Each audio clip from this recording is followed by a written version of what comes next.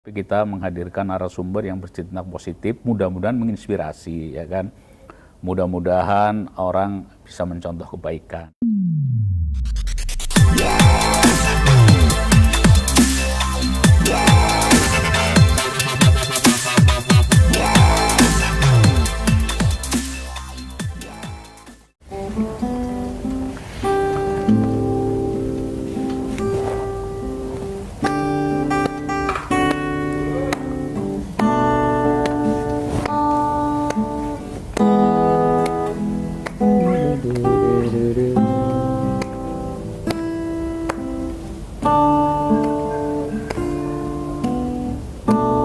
Cinta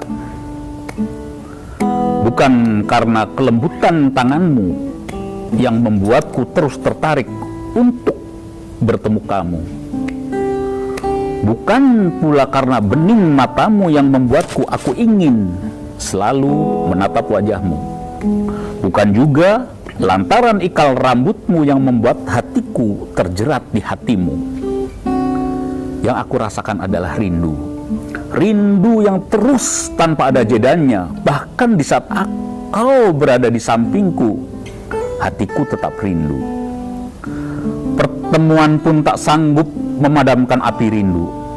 Entah berapa juta kata yang telah kita habiskan bersama. Itulah barangkali karena kita telah berjanji untuk tetap saling mengingat tentang aku dan kamu. Matahari, bulan, dan bintang tak bosan menjadi teman di saat kita memadu cinta. Engkau menangis saat pertama ku cium tanganmu. Engkau khawatir di saat tanganmu menjadi keriput. Maka hilang juga cintaku padamu. Perlu engkau tahu, cintaku padamu bukan karena apa-apa yang ada padamu. Bukan pula karena apa yang ada di dalam diriku. Tapi semoga aku mencintaimu karena kesetiaanku padanya. Terima kasih. Bang Wismar, Mbak Cang Doni, sama Mas Teguh. Mas Teguh dulunya kan wartawan senior nih. Terus sekarang bikin podcast tentang kafe puisi ya. Apa sih motivasi yang membuat Mas Teguh membuat kafe puisi ini? Oke, sebenarnya sih nggak ada motivasi ya. Kalau motivasi kan pamrih. Nah, sementara saya hidup berusaha tidak ada pamrih. Lillahi ta'ala lah. Ya, mudah-mudahan apa yang kita lakukan punya nilai ibadah. Makanya dalam pembahasan di kafe puisi ini sedapat mungkin kita menghindari apa yang namanya ghibah, gosip atau apapun, tetapi kita menghadirkan narasumber yang bertindak positif, mudah-mudahan menginspirasi, ya kan? Mudah-mudahan orang bisa mencontoh kebaikan, kira-kira gitu kan. Makanya ya kita hadirkan benar-benar siapapun yang menjadi narasumber di sini pasti ceritanya yang positif semuanya. Tentang tentang kesuksesan, tentang perjuangan, tentang kecintaan apapun itu. Terus ya mudah-mudahan juga kita ada satu misi, bukan misi lah. Kita ada puisi kan, baca puisi, ya orang tuh udah mulai banyak yang nulis puisi itu banyak, tetapi yang membaca itu nggak ada. Jarang orang yang membaca puisi. Hanya orang rata-rata menulis puisi mungkin diterbitkan, ya sudah gitu aja. Padahal puisi menjadi hidup, ada jiwanya ketika dibaca. Dengan ada penekanan, dengan ada dinamik, dengan ada penjiwaan di dalamnya, orang jadi paham. Bisa jadi orang akan beda memahami ketika membaca sendiri dengan ketika dibaca oleh si penulisnya, ya kan, dengan sungguh-sungguh sehingga pesannya sampai.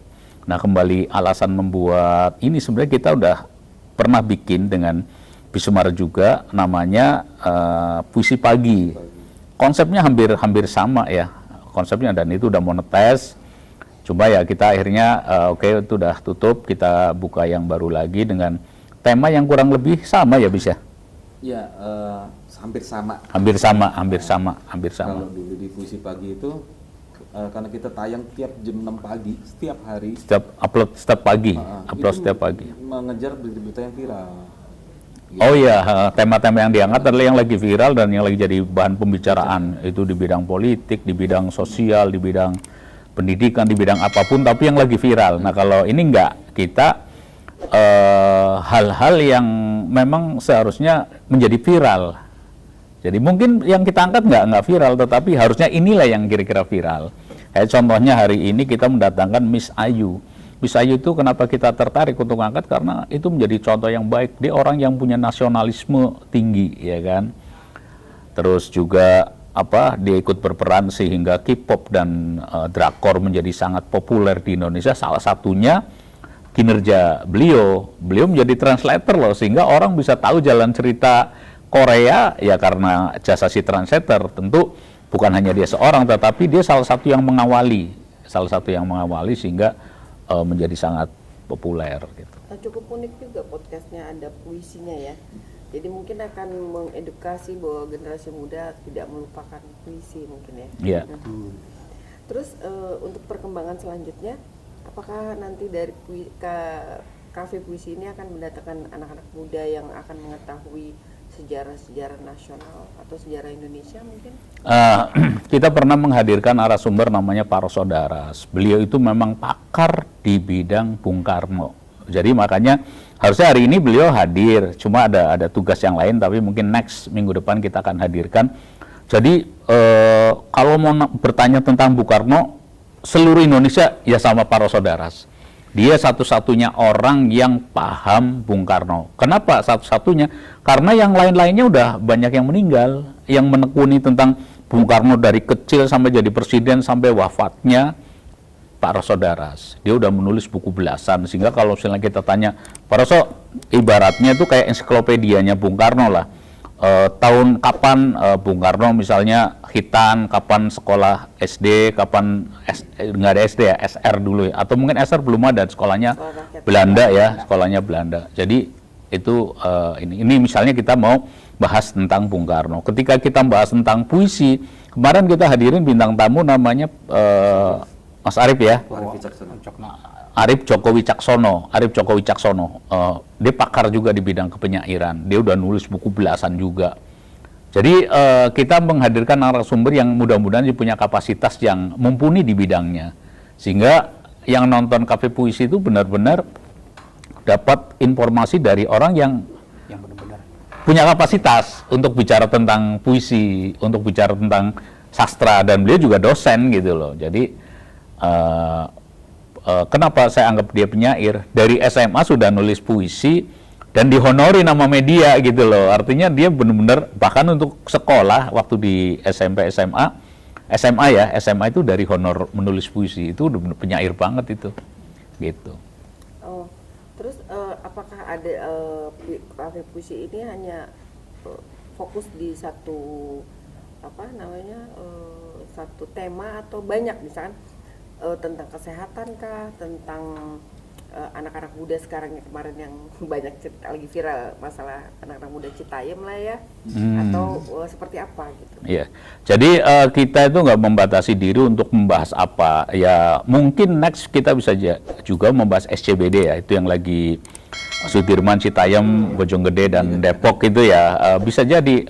Cuma kita cara menyajikannya mungkin beda. Ini adalah kayak semacam shock culture ya gitu kan ya, ketika orang-orang Depok seperti Harajuku di Jepang gitu kan, dia hadir di jalanan di Sudirman dengan percaya diri, dia memakai dandanan ala mereka. Mungkin ini juga satu gerakan kebudayaan tersendiri ya, yang dihadirkan dari teman-teman yang kebanyakan dari Citayam ya. Saya juga udah nonton itu di YouTube-nya, bahkan diapresiasi sama Pak Sandiaga Uno sebagai Menparekraf ya. Itu yang penting menjaga kebersihan dan tidak menjadi keributan kira-kira ya.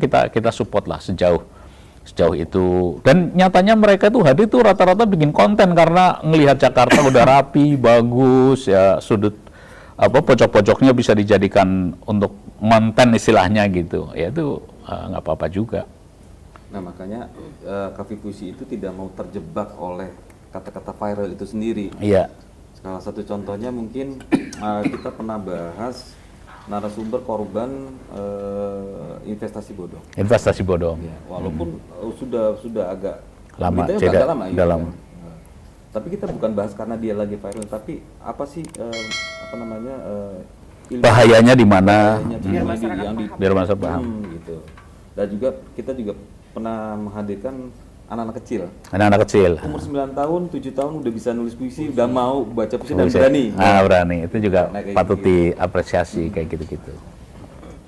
Baik, terima kasih. Semoga Kafe Puisi ke depan lebih Amin. Amin. Amin. lancar, lebih banyak bermanfaat bagi kalangan Amin, semua amin. kalangan lah ya.